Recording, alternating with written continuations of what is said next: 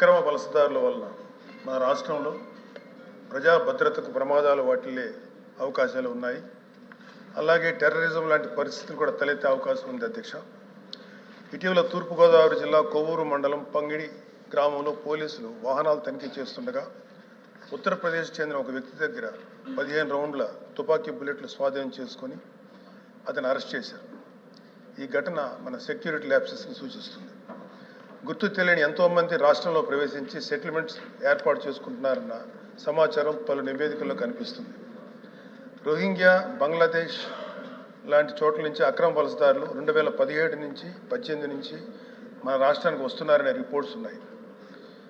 ఇప్పుడే శ్రీ రాంభూపాల్ రెడ్డి గారి తోటి సోదరి ఎమ్మెల్సీ గారు చెప్పిన విషయం, కడప, రాయచోటి, మదనపల్లి లాంటి ఊర్లలో కూడా కొన్ని బేకరీస్లో కానీ కొన్ని హోటల్స్లో కానీ ఈ అక్రమ వలసదారులు పనిచేస్తున్నారని తెలుస్తుంది అధ్యక్ష. అలాగే ఆ ఏరియాలో కొంత పోలీసు వ్యవస్థలో కూడా కొంత అలసత్వం అనిపిస్తుంది అధ్యక్ష. 2025 ఆంధ్రప్రదేశ్ అక్రమ వలసదారులకు సంబంధించి 448 కంప్లైంట్స్ నమోదయ్యాయి. ఇది దేశంలోని హైయెస్ట్ నెంబర్.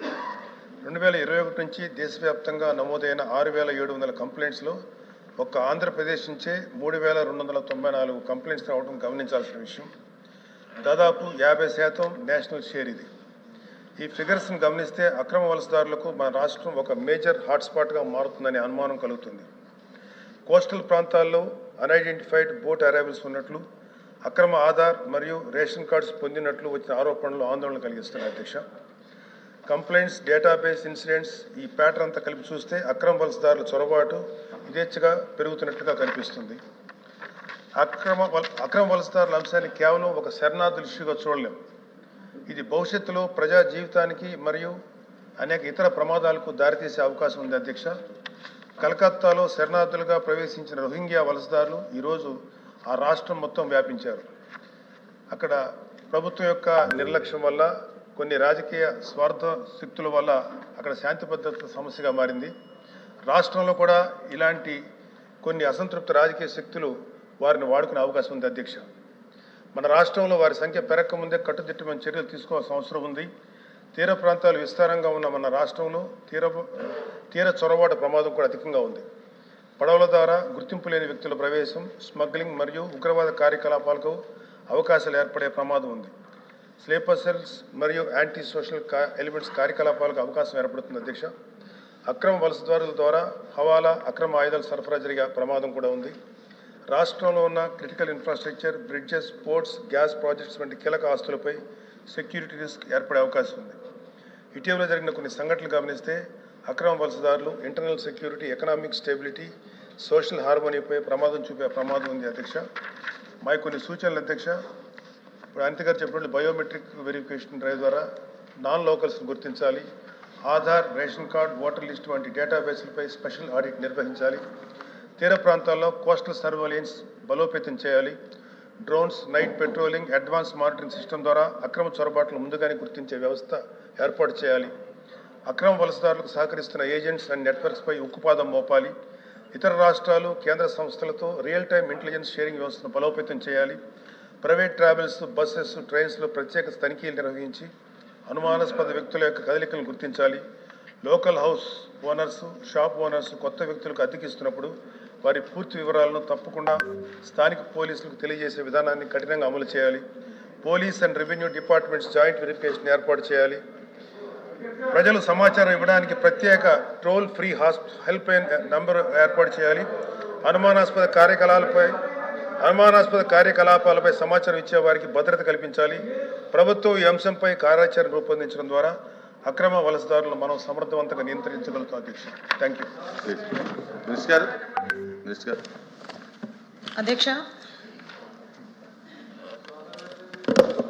అధ్యక్ష యాక్చువల్గా మనకి ఇక్కడ 125 అక్రమ వలసదారులు అని చెప్పిందాక మీకు చెప్పడం జరిగింది అధ్యక్ష. అందులోని సుమారుగా 92 మంది వాళ్ళు వీసాతో లోపలికి వచ్చిన తర్వాత కూడా వీసా ఎక్స్పైర్ అయిపోయి ఇక్కడ ఉండిపోవడం జరిగింది అధ్యక్ష. అందులో 92 మంది అందులో అలా ఉన్నారు. అందులో 67 మంది తాలూకు వివరాలన్నీ కూడా మన దగ్గర ఉన్నాయి. అయితే వాళ్ళ మీద 28 కేసులు కూడా నమోదై ఉన్నాయి అధ్యక్ష. దేశాల వారీగా కూడా ఉన్నది అధ్యక్ష, లిస్ట్ మీకు పంపిస్తాను. దేశాల వారీగా మొత్తం అంతా కూడా లిస్ట్ సభ్యులు కూడా నేను అందజేయడం జరిగింది. లిస్ట్ కూడా ఇస్తాను అధ్యక్ష. అంటే ఏ జిల్లాల్లో కూడా ఉన్నారన్నది కూడా నేను ఇస్తాను అధ్యక్ష. జిల్లాల వైజ్గా ఏ దేశాల నుంచి వచ్చారన్నది కూడా లిస్ట్ ఉంది, మీకు నేను పంపిస్తాను అధ్యక్ష. అదేవిధంగా అధ్యక్ష, ఇందులోని 33 మంది వితౌట్ వీసాతో లోపలికి చొరబడడం జరిగింది అధ్యక్ష. ఆ వితౌట్ వీసాతో ఉన్న వాళ్ళు 32 మందిలోని కూడా 33 మందిలో 32 మందిల మీద కూడా కేసులు ఉన్నాయి అధ్యక్ష.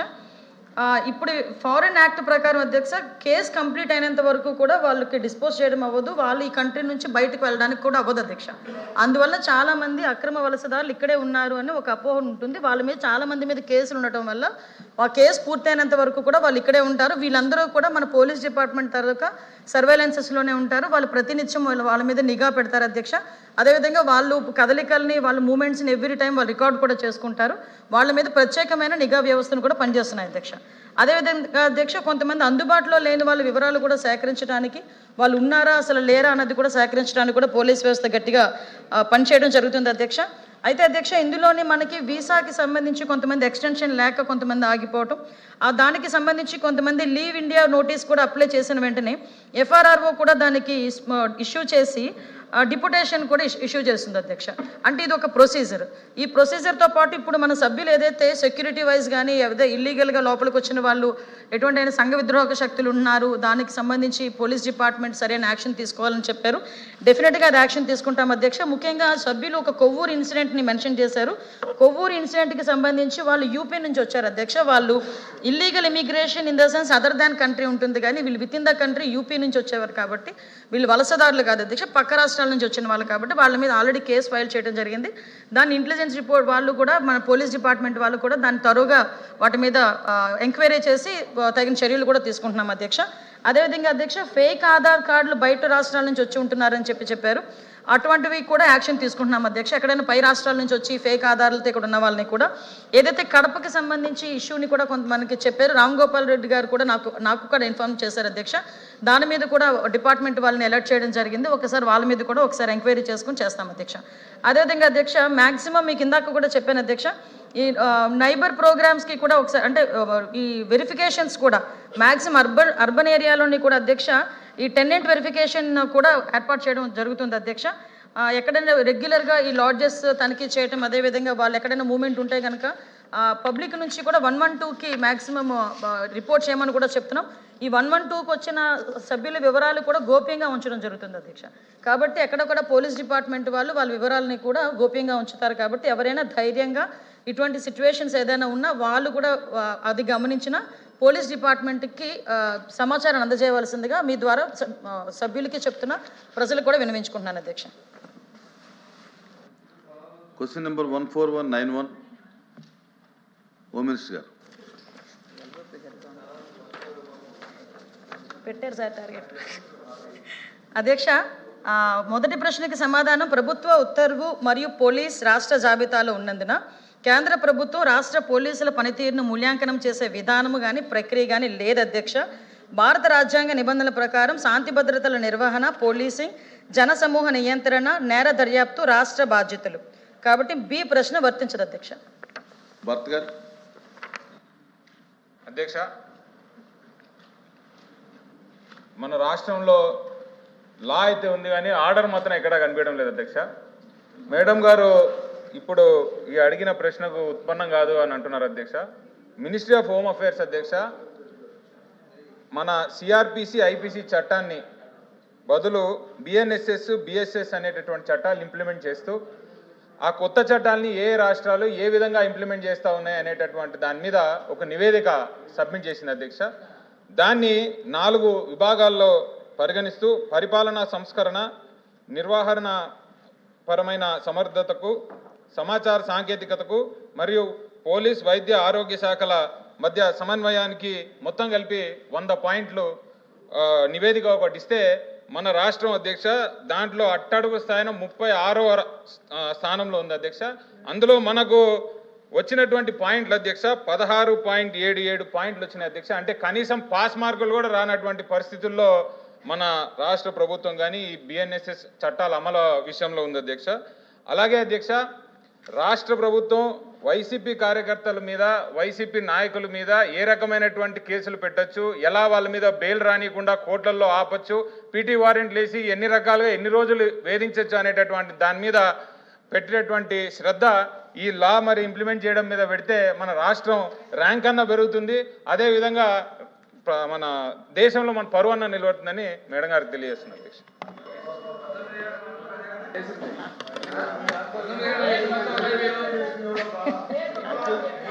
అంటే అధ్యక్ష ఇక్కడ నిజంగా సభ్యులు ఓకే ఓకే నేను చెప్తాను అంటే విషయం ఏంటంటే అధ్యక్ష ఎన్డీఏ గవర్నమెంట్లో లా ఉంటుంది, ఆర్డర్ ఉంటుంది. ఈ లా ఆర్డర్ని తప్పిన వాళ్ళకి కూడా తగిన శిక్ష ఉంటుంది అధ్యక్ష. ఈ మూడు డెఫినెట్గా ఉంటాయి ఎన్డీఏ గవర్నమెంట్లో, అది కూడా సభ్యులు గ్రహించాలి. విషయం ఏంటంటే అధ్యక్ష ఇప్పుడు చాలా క్లియర్గా సమాధానంలో ఎంహెచ్ఏకి సంబంధించి రాష్ట్ర ప్రభుత్వం సంబంధించి ఎటువంటి దాన్ని ఏమంటారంటే జాబితాని కూడా ప్రభుత్వ ఉత్తర్వుల ప్రకారం పోలీస్ రాష్ట్ర జాబితాలు ఉన్నందున కేంద్ర ప్రభుత్వం రాష్ట్ర పోలీసుల పనితీరును మూల్యాంకనం చేసే విధాన ప్రక్రియ లేదు. ఇది ఎన్సీఆర్బీ రిపోర్టుకి సంబంధించిన రిపోర్ట్లో వాళ్ళు ఏ పేపర్లో వేసుకున్నారు అధ్యక్ష, ఆబ్వియస్లీ ఆ పేపర్లో వేసుకున్న లిస్ట్ను పట్టుకుని చదువుతారు అధ్యక్ష. ఇది కూడా సాక్షి పేపర్లో వేసిన లిస్ట్. అంటే క్లియర్గా ఎక్కడో కింద కనిపించేసరికి ఆంధ్రప్రదేశ్ కింద ఉంది అని మాట్లాడుకుంటారు తప్పించి చదువుకున్న వాళ్ళని శాసనసభలో, శాసన మండలిలో, పెద్దల సభలో కూర్చొని మాట్లాడుతాం అనుకునేటప్పుడు ప్రజలకు అర్థమయ్యే వాళ్ళు ముందు మనకు అర్థం అవ్వాలి అసలు ఏం జరుగుతుందన్నది. యాక్చువల్గా అది అర్థం చేసుకోకుండా ఇష్టానుసారంగా బయటకు వచ్చి మాట్లాడే పరిస్థితి కనిపిస్తుంది అధ్యక్ష. ఇందులోని అధ్యక్ష ఒక దినపత్రికలో వచ్చిన న్యూస్ ఐటమ్ కేంద్ర నివేదికలో 2025 నివేదికను ప్రచురించారు అధ్యక్ష. కానీ ఇది నివేదిక కాదు. న్యాయ సంహిత క్రిమినల్ కొత్త చట్టాల అమల్లో భాగంగా కేంద్రం ఒక డాష్ బోర్డ్ని రూపొందించింది అధ్యక్ష. ఆ డాష్ బోర్డులో డేటా రెగ్యులర్గా అప్డేట్ అవుతూ ఉంటుంది. అందులోని ఏపీ రాష్ట్రం సంబంధించిన కొంత డేటా సరిగా ప్రొజెక్ట్ అవ్వకపోవటం వలన నేషనల్ క్రైమ్ రికార్డ్ బ్యూరోలో టేకప్ చేయడం జరిగింది అధ్యక్ష. అది జరిగిన తర్వాత ఈరోజు డాష్ బోర్డు ప్రకారం చూసుకున్నా కూడా ఇప్పుడు సభ్యులు దయచేసి ఆ డాష్ బోర్డుకి సంబంధించి ఒకసారి ఓపెన్ చేసుకొని చూసుకోండి. అందులోని కూడా ఆల్ ఇండియా యావరేజ్ 60.49 ఉంటే ఏపీ స్కోర్ ఈరోజు 52.50 ఉంది అధ్యక్ష. దయచేసి ఇందులో చెప్పాలి. ఇందులోని కూడా కొన్ని టెక్నికల్ ఇష్యూస్ వల్ల నోటిఫికేషన్లు కొంచెం లేట్ అయింది. దానివల్ల ఈ వీడియో కాన్ఫరెన్సింగ్ సంబంధించినవి కానీ, ఈ సమన్స్కి సంబంధించినవి కానీ, ఈ సాక్ష్యాకి సంబంధించినవి కానీ, model rules of community services సంబంధించినవి కానీ కొన్ని పెండింగ్లో ఉన్నాయి. అవి కూడా కనుక ఇంక్లూడ్ చేస్తే డెఫినెట్గా ఈరోజు మనం ఏదైతే మీరు అంటున్న ర్యాంక్, మీ సాక్షి పేపర్లో అనుకుంటున్న ర్యాంక్ కూడా ఆటోమేటిక్గా పైకి వస్తుంది అధ్యక్ష. దీనిలో భాగంగా ఇంకోటి కూడా చెప్పాలి. ఇదేదైతే చదివారో అసెంబ్లీ సాక్షిగా, కౌన్సిల్ సాక్షిగా, పెద్దల సభలో చెప్తున్న దీన్ని కూడా మీరు కూడా గుర్తించాల్సిందిగా కోరుకుంటున్నా. AP performance national intelligence grid ద్వారా use of this portal for investigation and public order AP number 1 పొజిషన్లో ఉంది అధ్యక్ష. అది కూడా సభ్యులు గ్రహించాలి. సెంట్రల్ ఎక్విప్మెంట్ ఐడెంటిటీ రిజిస్టార్లో రికవరీ ఆఫ్ లాస్ మొబైల్స్ కూడా ఏపీ పొజిషన్ నెంబర్ 6లో ఉంది అధ్యక్ష. Finger print identification system AP and తెలంగాణను చూసి నేర్చుకోమని మోడల్ స్టేట్స్ కింద దీన్ని కూడా మనం పరిగణించడం జరిగింది అధ్యక్ష. Filing charge sheets in 60 days AP rank కూడా 10వ ర్యాంకులో ఉంది అధ్యక్ష. అదేవిధంగా investigation tracking system for sexual offences వీటన్నిటిలోని కూడా లైంగిక నేరాల దర్యాప్తు పురోగతిలో కూడా ఆంధ్రప్రదేశ్ ముంజందులో ఉందని చెప్పడానికి ఈ సభాముఖంగా నేను గర్వపడుతున్నాను అధ్యక్ష. దయచేసి సభ్యులు అన్నీ చదువుకొని వస్తే మన పరువులు కూడా నిలబడతాయని చెప్పి ఆ సభ్యులకు తెలియజెప్పుకుంటున్నాను అధ్యక్ష.